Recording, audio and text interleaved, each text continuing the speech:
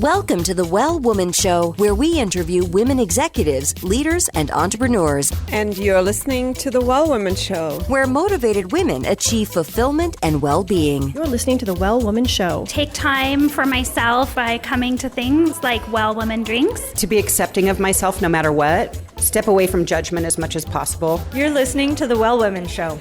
You're going to be in for a good ride. I don't regret anything. Everything I've ever done, I've learned from it, one way or another, good or bad. Being a little bit selfish for yourself, put your own oxygen mask on first and then give what's left. I'm a woman. I would prefer to tell my own story. My story, though it's very personal, is universal. You're listening to the Well Woman Show.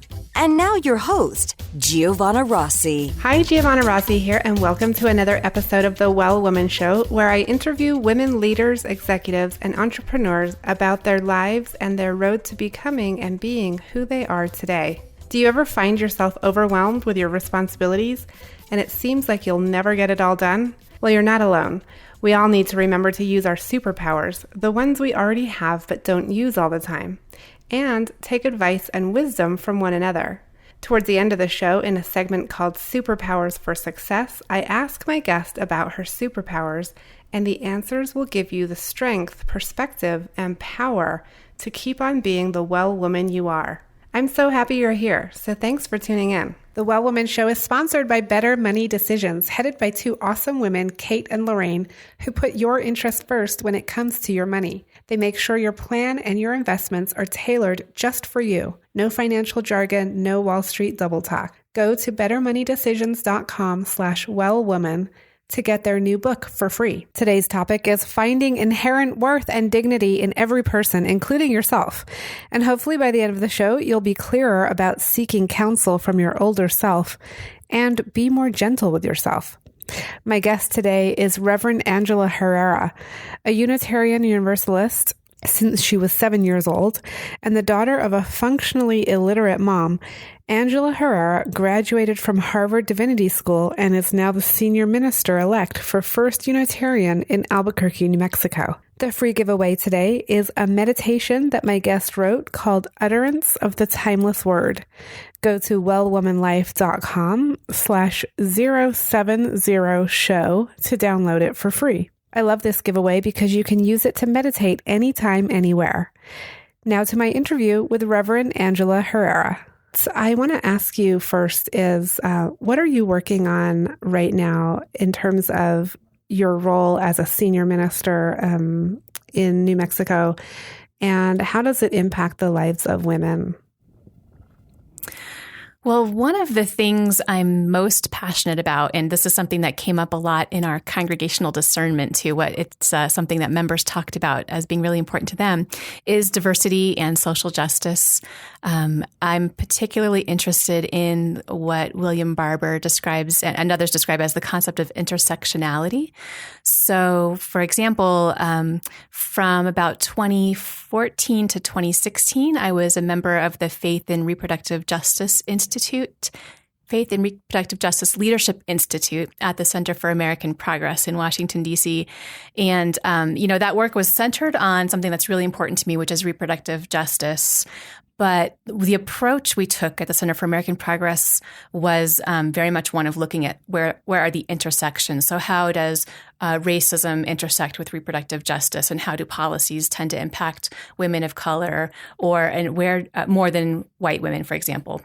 Or where does economic justice intersect with it? And so we looked at all kinds of intersections, LGBTQ and education and lots of things like that, immigration status even. And I came away from that with a really deep value and passion for looking at justice issues from diverse perspectives and just finding out where they all overlapped, because nothing is really siloed. Nothing is really apart from the others.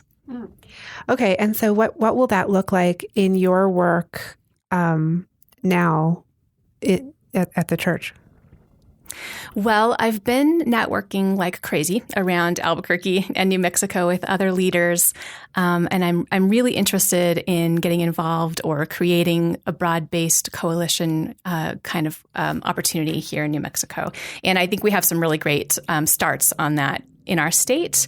So it's just a matter of bringing people together, deepening relationships so that when tough issues come up or when we need to look for where our work connects, we have those relationships to build from on that.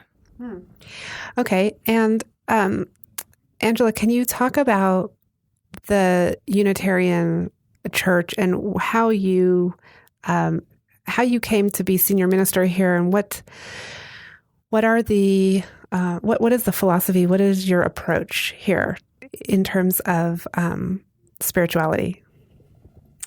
Oh, well, if you don't mind, I'll give you a little bit of a bio that I think reveals a lot about the answer to your question. So I became a Unitarian Universalist when I was about 7 years old. My mom started taking us to the Unitarian Universalist Church. And what was especially interesting about that was that, at the time we lived in a little tiny town in Oregon. It had a population of 750. We lived in a little trailer park, very, very working class. And my mom had not completed high school and, in fact, was pretty much functionally illiterate when I was a kid. But when I was maybe 4 or 5, she started going to community college to finish her diploma. She learned to read better. She took a history class in which she learned about Ralph Waldo Emerson and Henry David Thoreau, famous American philosophers. And they were Unitarians, and she liked their work so much she wondered whether their church still existed. So she found out, probably from the Yellow Pages, because this was the 80s, that there was one in downtown Portland, and she started driving us an hour each Sunday to get there. So it's still the most unlikely conversion story I've ever heard. And, the town where we lived was very conservative, including very religiously conservative. Growing up Unitarian Universalist, the church is so affirming of diversity, including theological diversity. The first principle of our denomination is the inherent worth and dignity of every person. And so I was taking messages away from Sunday school as a little UU kid. We say UU, short for Unitarian Universalist. That really helped me navigate the social barriers and power structures in the little town and the town next to it where I grew up. And so I say that it was very much a saving message in a way. We got poorer as I was growing up. And by the time I graduated from high school, we were on welfare and food stamps and living in county housing. I drifted away from church for a little while right around then. But when I became a mother at the age of 19, and then again, 3 years later, I realized I could use a religious community to help me raise my children. And I wanted them to be raised with the messages of religious diversity and tolerance and honoring the mind that I had grown up with. So I was pretty rough around the edges, having had that upbringing and being such a young mother. But when I walked into a church in the town I had moved to, the UU church, I found a community of grandmothers that just took me under their wings and really helped me get the rest of the way to becoming an adult and invited me into all kinds of leadership. And it was out of that context that I finally felt a really strong call to ministry. I was going to community college at the time, once I said out loud, I think I might want to become a minister, the doors just started flying open. And I ended up getting a scholarship to Harvard Divinity School, where I went for my Master of Divinity degree. And it was from there that I was called to serve this congregation. One thing I want to say about going to Harvard Divinity, when I was a kid and we went to that church in Portland and my mom could barely read, the minister there at that time had gone to Harvard Divinity. And my mother used to say that she felt like he was speaking to her. She was in the pews, and she felt like he was sharing that education with her, like personally. And so when I decided to become a minister, I decided to take a shot at getting into Harvard because I hoped to be able to do something similar. And when, to my amazement, I got in, I knew that after I graduated, I would take that education back out west to give it away like he had for her. And so that was also a piece of the story that brought me to Albuquerque. There's such beautiful layers of culture and diversity here, and also a kind of a grittiness and a down-to-earthness and a realness in this city that really felt like home to me. That's a great story. And New Mexico and Albuquerque is lucky to have you here sharing that. I find the Unitarian Universalist Church interesting in that it really includes people from all backgrounds, all religions, And even those who don't necessarily consider themselves spiritual might find something of use, there. And also folks who don't like organized religion. So can you talk about that? Yes. Well, so we are a non-creedal church, which means we don't ask people to believe a certain thing in order to be members. There's no creedal test. You don't have to affirm any creed to join us. We say instead that we need not think alike to love alike. And so we're more concerned with how you live your life, whether you have a meaningful life, and how can we help you with that than with what people believe. We do have principles and purposes of the denomination. So we affirm, for example, the inherent worth and dignity of every person, the democratic process. We support one another in our spiritual paths, our paths to truth, and we believe there are many paths to spiritual truth. So although Unitarian Universalism has Protestant roots, it comes out of the Judeo-Christian tradition. We have become at this point so theologically diverse that we may be the only tradition that is Protestant but not Christian as a whole anymore. There are Christians among us, but we're not a Christian church. Okay. And Angela, can you talk about a time in your life when you didn't put yourself first, when you weren't taking care of yourself the way you probably now know you need to? Well, I would definitely say that coming out of high school, I just did not have a sense of my goals or how to problem solve very well or how to achieve them. And I kind of fell into parenting because I didn't have a better plan at the time. And I spent the first 5 years of my kids' lives as a stay-at-home mother, kind of having my other goals on hold. I would say, though, that time was deeply and richly meaningful to me. I wouldn't go back and change it now, even though I can see that I kind of defaulted into it. Spending my days with them really connected me with life and generations, and little kids ask such profound existential questions too. They're really the best spiritual inquirers out there, and they really prepared me so well for the path that ended up being my path. So that it was a treasure in hindsight. Yeah, that's interesting because some people say things happen, everything happens for a reason. Do you believe that? How do you view that?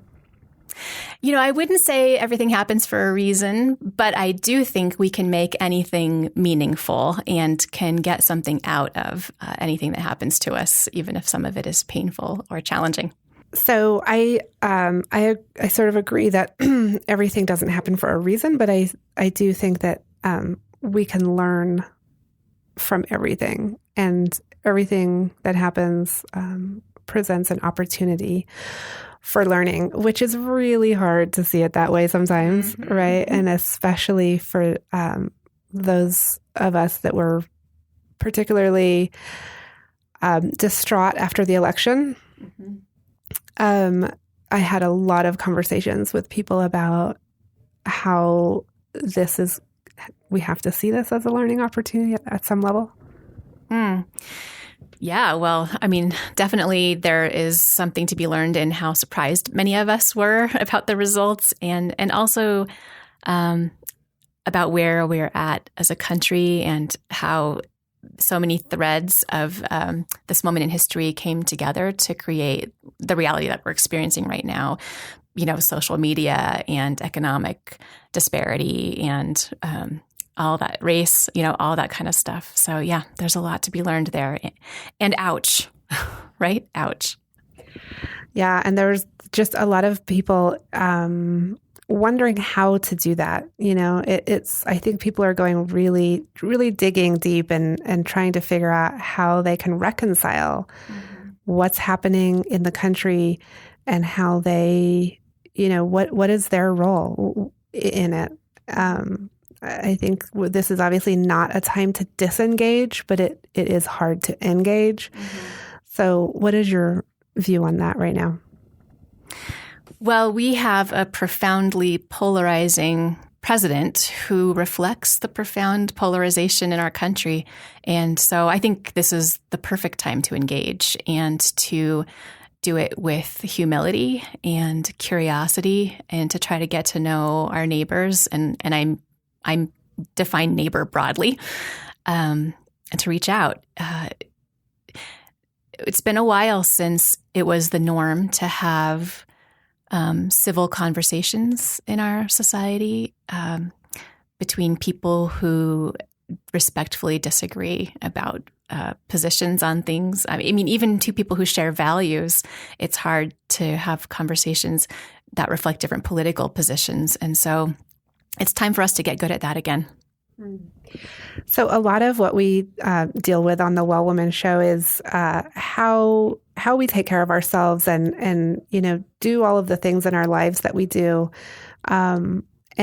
and maintain a level of health and well-being for ourselves, right? And taking care of ourselves. So with all of the political turmoil and people wanting to be engaged, but finding it difficult to figure out where their place is, what would you suggest as sort of an idea for taking care of ourselves throughout this process? One thing I think is important is, even though there's polarization in our country and it's a time for connecting and relationship building, it's also true that there is some terrible dehumanizing injustice being spoken from our White House and being perpetuated. And so one thing we can do to take care of ourselves is resist. Honestly, while we are trying to connect, I think it's also very important to say what we're for and what is bad for the fabric of our society and what is dehumanizing and what's affirming and what upholds the highest ideals of our country. And so, keep having a balance of self-advocacy, standing in solidarity with others, casting a vision for the greater good, and connecting is important. And it's also important for us to know that while each of us has an important role to play, none of us is solely responsible for fixing everything.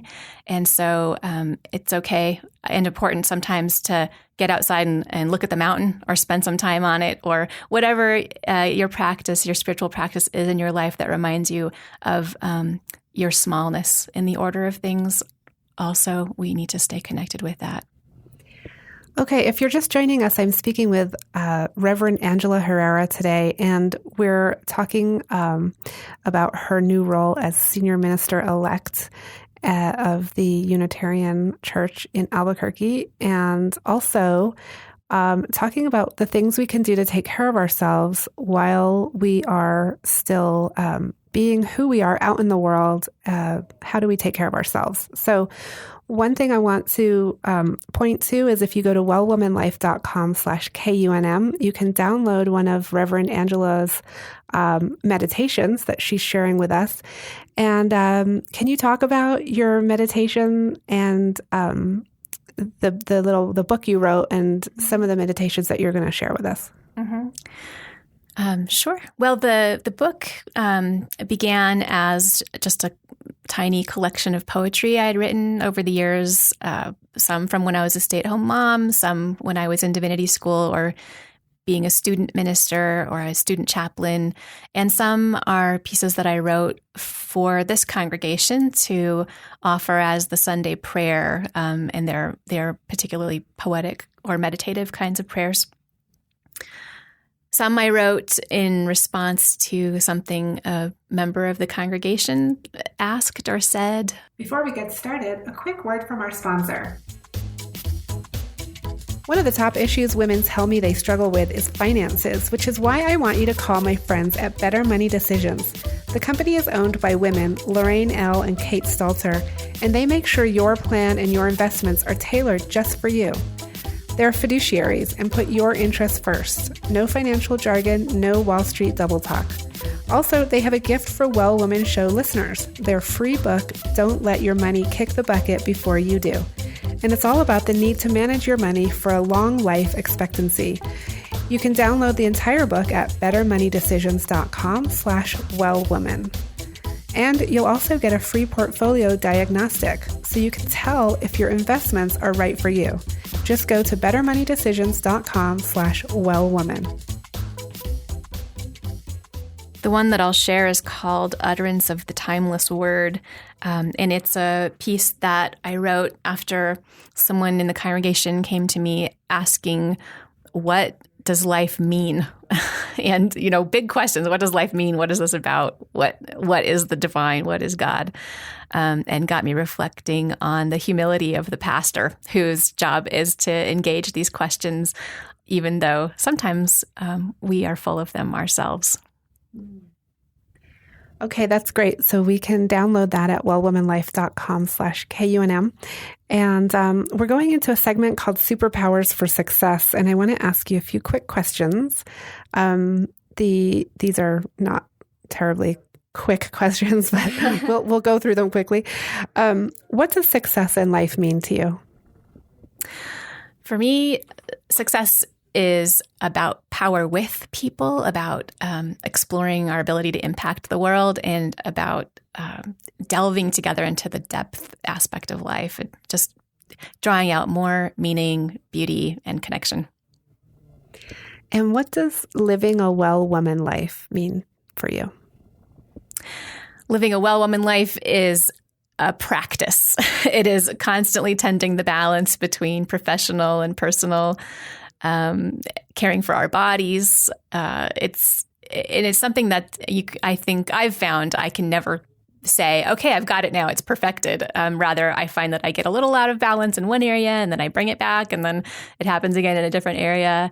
But I think what's key to it for me is remembering to value the all of it, and learning to embrace it.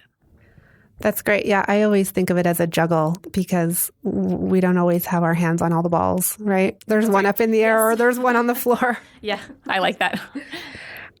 So can you tell me, when did you know you were really good at what you do? Well, what does it mean to be good at ministry? We have so many different hats we wear, and any one of us is going to be great at some parts of it and maybe kind of terrible at other parts of it. And we count on other people to balance us out or help us because it's a shared leadership kind of a job. I do remember, one night I was on call at Brigham and Women's Hospital in Boston, which is an inner city hospital where I did my chaplaincy internship. And that night, 4 or 5 people died on my watch, and I was with them some of those times as they died. Other times I got there right after or was there a little while before. I counseled families that night, all kinds of families of different religious traditions, languages, ethnicities. And I just remember at the end of the night thinking it meant so much to me to be able to companion people through something, and it was such an honor. I remember feeling like, well, if I died tomorrow, I would know I had done something really, really meaningful and important to me, and I could be okay. So I suppose that was a moment when I knew, if not that I was good at the job, that the job was good for me. Love that. What superpower did you discover you had only to realize it was there all the time?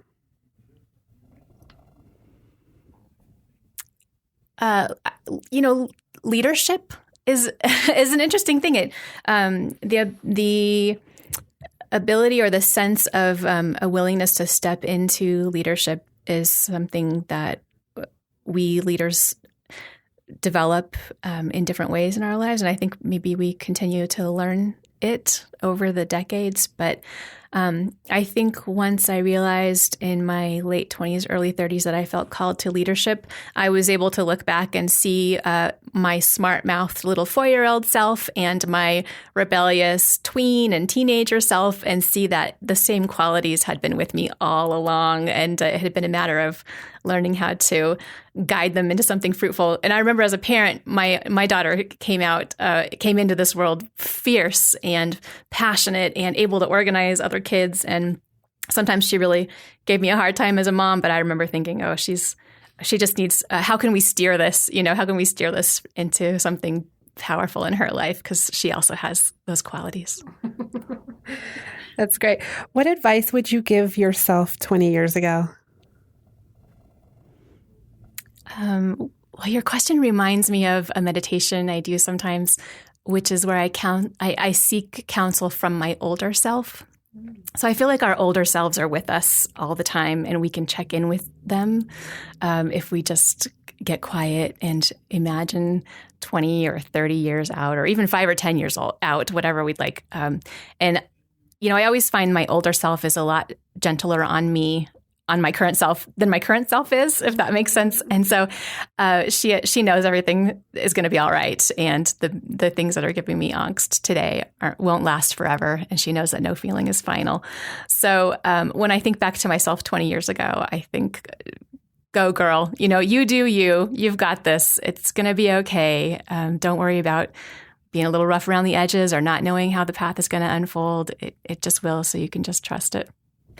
I love that. And so many people answer this question so differently in terms of actual advice or judging themselves, 20 years ago, or just accepting and saying, go for it, do what you're doing, which is more along the lines of what you're saying. Mm-hmm.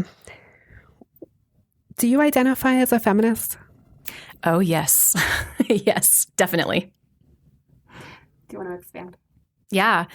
Well, even back when I was that 19-year-old mom, I had this old, about a $400 pumpkin orange Volvo, and it had a sticker on the back that said, "Feminism is the radical notion that women are people."